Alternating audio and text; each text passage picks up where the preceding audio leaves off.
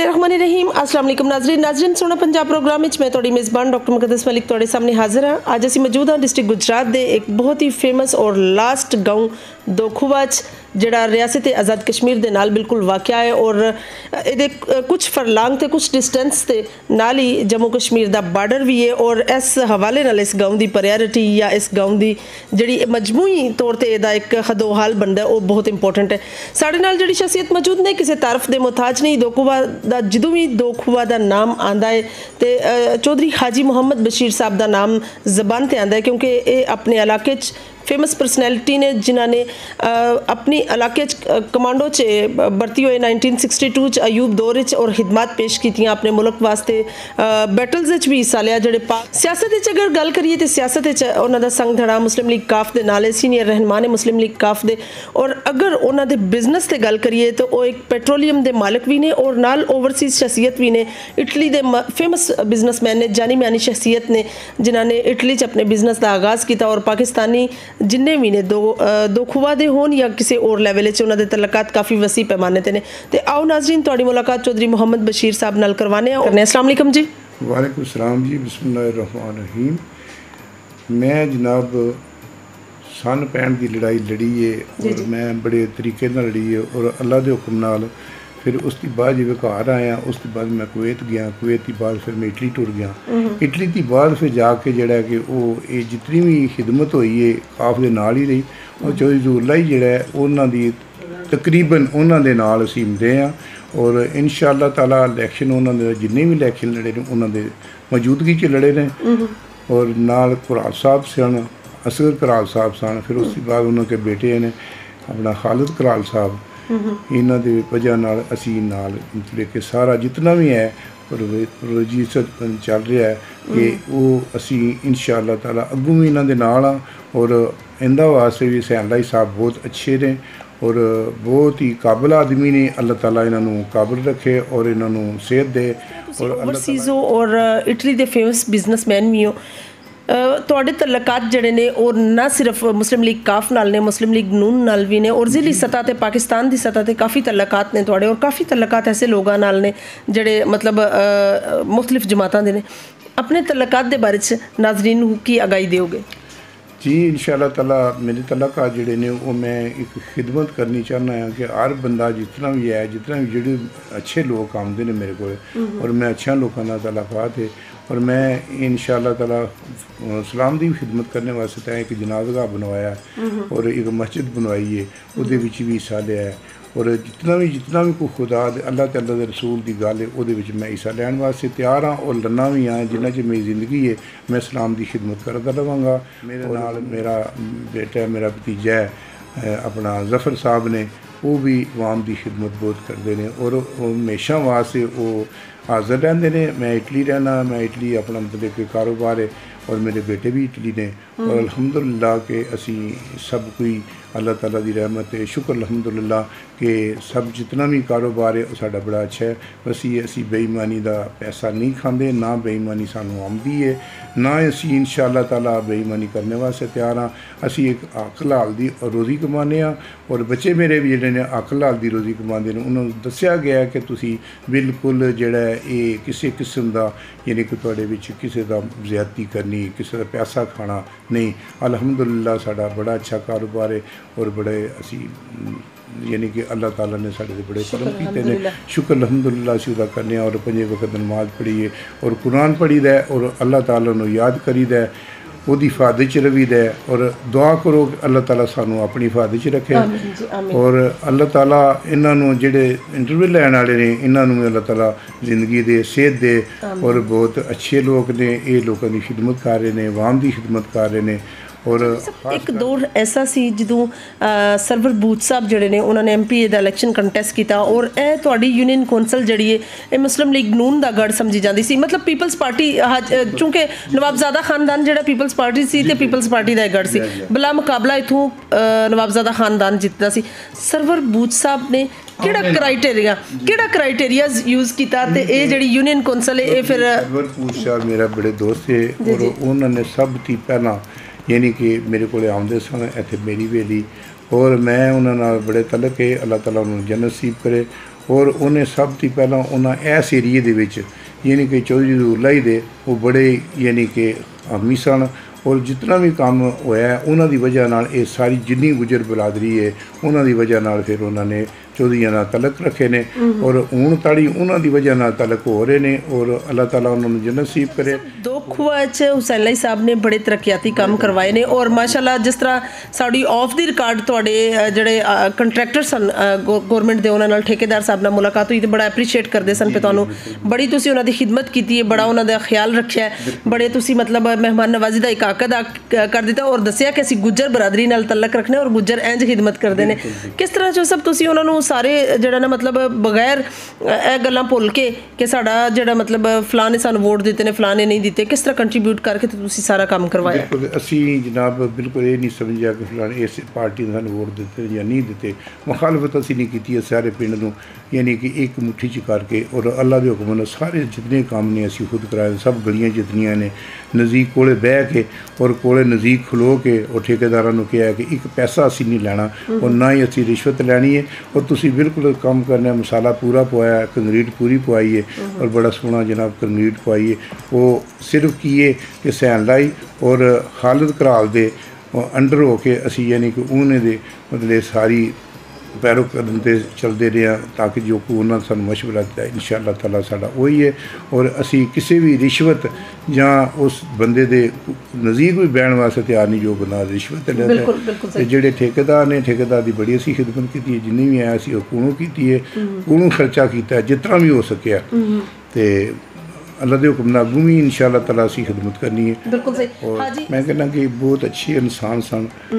ਆਪਣਾ ਅਸਲ ਕਰਾਲ ਸਾਹਿਬ ਜਿਹੜੇ ਨੇ ਉਹਨਾਂ ਨੇ ਬੜੀ ਅੱਛੀ ਜ਼ਿੰਦਗੀ ਗੁਜ਼ਾਰੀ। ਵਕੀਲ ਸਾਹਿਬ ਸਨ, ਸਰਕਾਰੀ ਵਕੀਲ ਹੈ, ਬੜੇ ਅੱਛੇ ਸਨ। ਉਹਨਾਂ ਨੇ ਆਪਣੀ ਜ਼ਿੰਦਗੀ ਦੇ ਵਿੱਚ ਉਹਨਾਂ ਨੇ ਚੌਧਰੀਆਂ ਨਾਲ ਰਹਿ ਕੇ ਬੜੀ ਖਿਦਮਤ ਕੀਤੀ ਹੈ ਔਰ ਆਵਾਮ ਨੂੰ ਉਹਨਾਂ ਦੇ ਨਾਲ ਲਾਇਆ ਹੈ ਔਰ ਇਲੈਕਸ਼ਨ ਲੜੇ ਨੇ, ਜਿੰਨੇ ਵੀ ਲੜੇ ਨੇ ਉਹਨਾਂ ਨੇ ਲੜੇ ਨੇ। ਉਸ ਤੋਂ ਬਾਅਦ ਜਿਹੜਾ ਉਹ ਖਾਲਿਦ ਕਰਾਲ ਸਾਹਿਬ ਨੇ ਫਿਰ ਉਹਨਾਂ ਨੂੰ ਲਿਆਂਦਾ, ਉਹਨਾਂ ਦੇ ਬੇਟੇ ਨੇ ਔਰ ਉਹ ਵੀ ਬਹੁਤ ਅੱਛੇ ਨੇ ਯਾਨੀ ਕਿ ਅੱਛੇ ਇਨਸਾਨ ਨੇ, ਅੱਛੀ ਕੰਪੇਨ ਕਰਦੇ ਨੇ। ਉਹਨਾਂ ਦੇ ਵਿੱਚ ਕੋਈ ਸ਼ੱਕ ਵਾਲੀ ਗੱਲ ਨਹੀਂ ਹੈ। ਅੱਛੇ ਹਰ ਆਦਮੀ ਉਹਨਾਂ ਨੂੰ ਅੱਛਾ ਚਾਹੁੰਦਾ ਹੈ। ਉਹ ਕਰਾਲ ਸਾਹਿਬ ਵੀ ਬਹੁਤ ਅੱਛੇ ਸਨ, ਖਾਲਿਦ ਸਾਹਿਬ ਵੀ ਬਹੁਤ ਅੱਛੇ ਨੇ। ਦੋਏ ਬਾਪ ਬੇਟਾ ਜੋ ਹੈ ਉਹ ਬਹੁਤ ਹੀ यानी कि चौधरियाँ का जोड़ा ना वो बहुत बिल्कुल नज़दीक और इस तरह पता लगा करीबी खानदान है और शुरू किया असी उन्होंने नाल हाँ तो असी भी इंशाअल्लाह ताला उन्होंने ये समझने हैं जी को अपने खानदान ने। हुसैन लाई साहब ने वजाज साहब ने पहला वजाज साहब नाल सी टाइम गुजारिया। वजाज साहब कमांडो है वो बड़े ज़बरदस्त और कोई आदमी उन्होंने सामने बोल नहीं सकता। रोकी हैदर मेहंदी साहब ने तुसी सपोर्ट किया और उन्होंने जिताया और काफ लीग दे जड़े ने उन्होंने मतलब तुसा सपोर्ट ना वो की क्राइटेरिया की बनया सी? यानी ਉਹਦੇ ਵਿੱਚ ਇਹ ਸੀ ਨਾ ਕਿ ਸਾਡੇ ਜਿਵੇਂ ਤਲਾਕਾਤ ਇਹਨਾਂ ਨਾਲ ਹੋ ਗਏ ਨਾ ਅਸੀਂ ਰਾਜ਼ੀ ਹੋ ਗਏ ਇਹਨਾਂ ਦਾ ਜਲਸਾ ਕੀਤਾ। ਜਲਸਾ ਕਰਨੇ ਦੇ ਬਾਅਦ ਮਤਲਬ ਇਹਨਾਂ ਦੀ ਜਿਵੇਂ ਅਸੀਂ ਦੂਰ ਹੋਏ ਹਾਂ ਤੇ ਫਿਰ ਇਹ ਆਪਣਾ ਮਜ਼ਹਰ ਸਾਹਿਬ ਨੇ ਜਿਹੜੇ ਤੇ हैदर मेहंदी साहब ये जनाब साढ़े कोले आमदे रहे ने।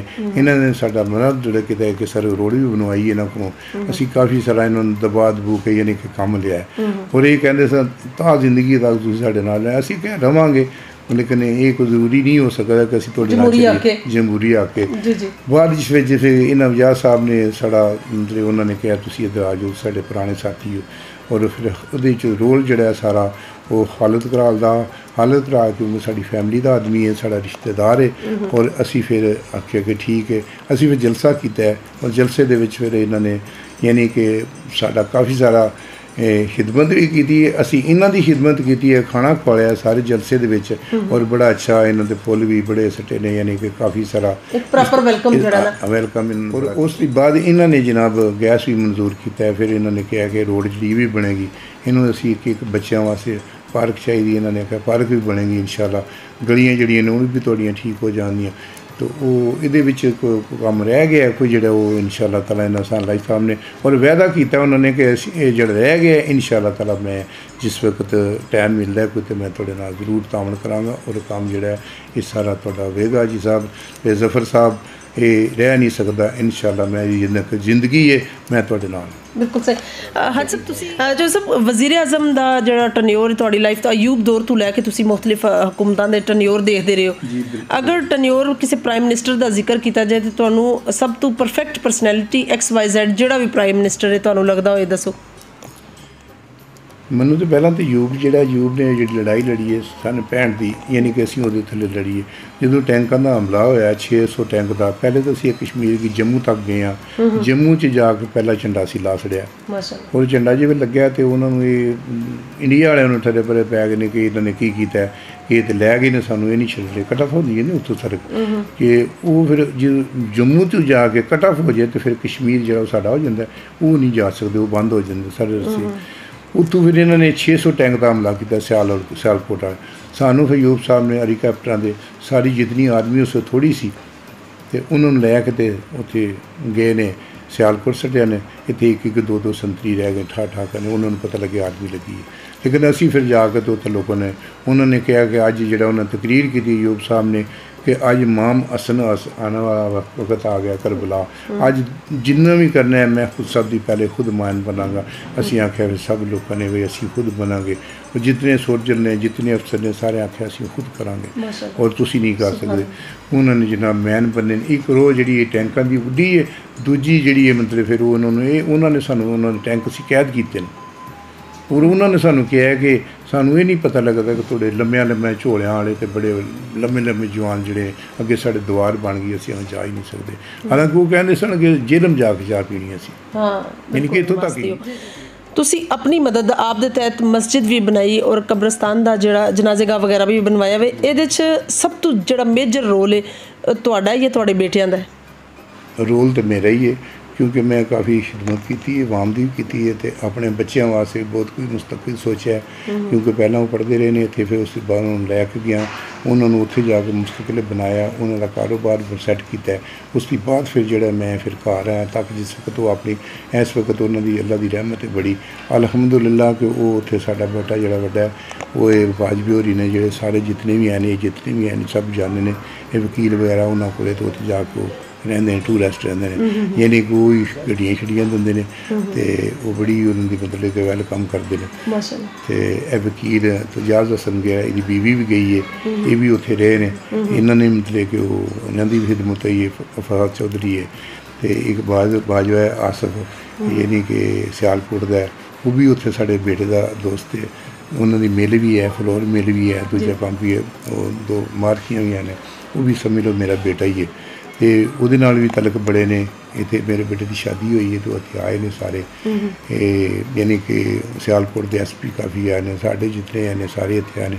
ਅਫਾਜ਼ ਚੌਧਰੀ ਵੀ ਆਉਣਾ ਸੀ ਕਿਉਂਕਿ ਉਸ ਵਕਤ ਥੋੜ੍ਹਾ ਬੜੀ ਠੰਡ ਸੀ ਅਤੇ ਧੁੰਦ ਪਈ ਸੀ ਅਤੇ ਨਹੀਂ ਆ ਸਕੇ ਅਤੇ ਇਹਨਾਂ ਸਾਰਿਆਂ ਨਾਲ ਤਲਕ ਨੇ। ਫਿਰ ਚੌਧਰੀ ਸਾਹਿਬ, ਆਪਣੇ ਇਲਾਕੇ ਦੇ ਲੋਕਾਂ ਨੂੰ, ਨੌਜਵਾਨਾਂ ਨੂੰ ਤੁਸੀਂ ਆਖਰ 'ਤੇ ਕੀ ਪੈਗਾਮ ਦਿਓਗੇ? ਐਸਾ ਕਿਹੜਾ ਪੈਗਾਮ ਦਿਓਗੇ ਕਿ ਲੋਕ ਆਪਣੇ ਸਿਆਸੀ ਇਖਤਲਾਫਾਤ ਛੱਡ ਕੇ ਸਿਆਸੀ ਇਖਤਲਾਫਾਤ ਬੇਸ਼ੱਕ ਰੱਖਣ ਲੇਕਿਨ ਜ਼ਾਤੀ ਇਖਤਲਾਫਾਤ ਨਾ ਅਪਣਾਉਣ? ਮੈਂ ਤਾਂ ਇਹ ਪੈਗਾਮ ਦਿਆਂਗਾ ਆਪਣੇ ਲੋਕਾਂ ਨੂੰ, ਆਪਣੇ ਜਿਤਨੇ ਮੁਸਲਮਾਨ ਭਰਾ ਨੇ, ਇਹ ਆਪਣੇ 5 ਵਕਤ ਨਮਾਜ਼ ਪੜ੍ਹੋ।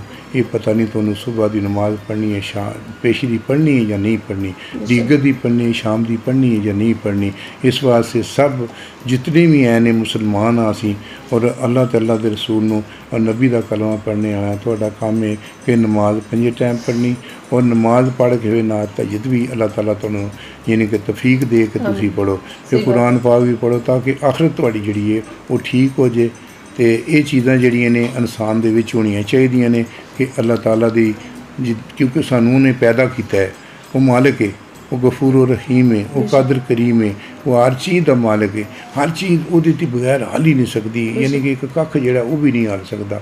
ਇਸ ਵਾਸਤੇ ਮੇਰਾ ਪੈਗਾਮ ਇਹ ਹੀ ਹੈ ਕਿ ਨਮਾਜ਼ ਜਿਹੜੀ ਹੈ ਬਹੁਤ ਜ਼ਰੂਰੀ ਹੈ, ਨਮਾਜ਼ ਕਾਇਮ ਕਰੋ ਔਰ ਝੂਠ ਨਾ ਬੋਲੋ ਔਰ ਯਾਨੀ ਕਿ ਜੋ ਵੀ ਹੋ ਸਕਦਾ ਹੈ ਤੁਹਾਡੇ ਕੋਲ ਗਰੀਬ ਬੰਦੇ ਦੀ ਮਦਦ ਕਰੋ, ਉਹ ਜ਼ਕਾਤ ਦਿਓ, ਕੁਰਬਾਨੀ ਦਿਓ, ਯਾਨੀ ਕਿ ਜਿਹੜੇ ਅੱਛੇ ਕੰਮ ਨੇ ਦੀਨ ਦੇ ਵਿੱਚ ਜ਼ਰੂਰੀ ਤੁਸੀਂ ਯਾਨੀ ਕਿ ਤਰਾਬੀਆਂ ਦੇ ਵਿੱਚ ਰਮਜ਼ਾਨ ਸ਼ਰੀਫ ਦੇ ਵਿੱਚ ਕੁਰਾਨ ਪਾਕ ਸੁਣੋ ਔਰ ਆਵਾਮ ਦੀ ਖਿਦਮਤ ਕਰੋ। ਯਾਨੀ ਕਿ ਇਮਾਮ ਜਿਹੜਾ ਕੁਰਾਨ ਪਾਕ ਸੁਣਾਉਂਦਾ ਹੈ ਉਹਦੀ ਵੀ ਖਿਦਮਤ ਕਰੋ ਅਤੇ ਲੋਕਾਂ ਨੂੰ ਇਹ ਤਬਲੀਗ ਕਰੋ ਕਿ ਤੁਸੀਂ ਨਮਾਜ਼ ਪੜ੍ਹੋ। बिल्कुल जी। तो नाज़रीन एहसन चौधरी मोहम्मद बशीर साहब की गुफ्तगू जी तुसी सुनी है और हाजी साहब ने अपनी जिंदगी दे विच सब तो वड्डा लाया अमल जिहड़ा आवाम नास नूं दिता है और दसिया मैसेज पैगाम वो वे कि नमाज जिहड़ी है वो पढ़ो।